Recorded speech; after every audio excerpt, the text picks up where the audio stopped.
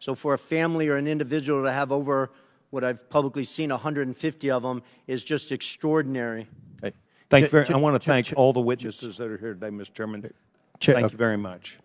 Gentleman's time's expired. Chair now recognizes Mr. Frost. Or who? I thought you said Frost. Oh, Mr. Casar.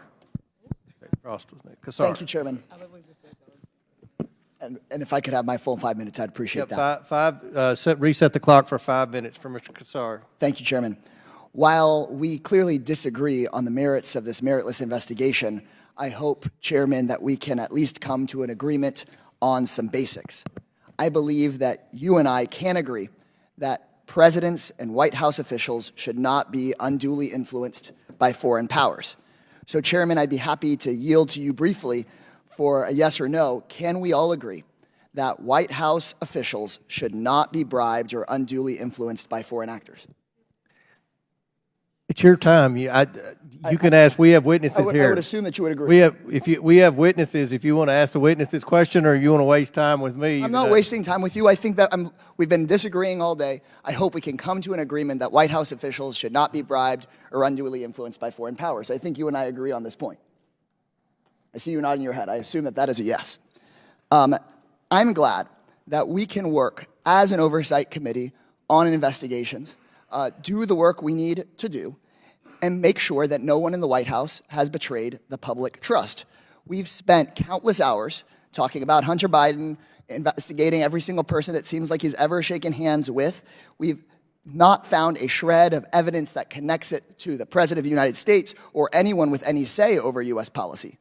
But someone who has worked in the White House did accept money from a foreign power.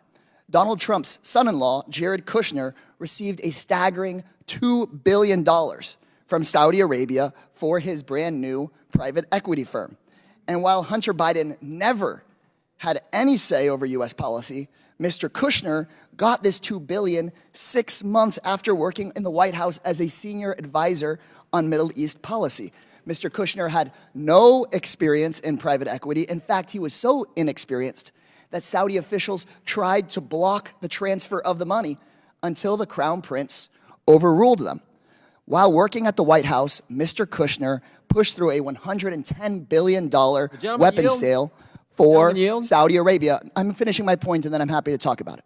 He then defended the deal in the wake of the Saudi government's murder of journalist Jamal Khashoggi. And while this may all just be a coincidence, there's many questions. Like, was any of this money passed along to Trump? Was the Saudi money a thank you for a job well done in the White House? Was Jared given this money in exchange for anything else? Or did someone with no experience just have a lucky payday? These are questions we should have answers to. Would the gentleman yield for a second? That the Oversight Committee should look into. But we can just add another question. What was the role that Jared Kusnher played in covering up the assassination and dismemberment of Jamal Khashoggi, ordered by the Royal Conference? Ranking member. And so I want to know, if Hunter Biden had accepted $2 billion from the Saudi government, I'm sure we'd be looking into that today. And, Mr. Chairman, I believe we can agree that there should not be undue influence in the White House, and I believe we should be able to agree that we should look into these questions about Mr. Kushner. And in fact, Mr. Chairman, you were on CNN and said, quote, I've been very vocal that I think what Kushner did crossed the line of ethics. And then in our deposition of Hunter Biden the other day, when we were discussing Mr. Kushner, you said, Mr. Chairman, and I quote from the deposition, when we deal with influence peddling, we'll ask about Jared Kusnher. Well, today's hearing is titled Influence Peddling, so we are here. So, Mr. Comer, I would love to hear from you. Can we fulfill our responsibility as an oversight committee and determine if Saudi Arabia bribed or unduly influenced Jared Kusnher or other White House officials? Is that something we'd be willing to look into? We've already had a conversation with Ms. Porter. I'm going to answer one time. Ms. Porter and I have pledged to work on influence peddling legislation. We'll take up all the people who have been accused of influence peddling. We'll try to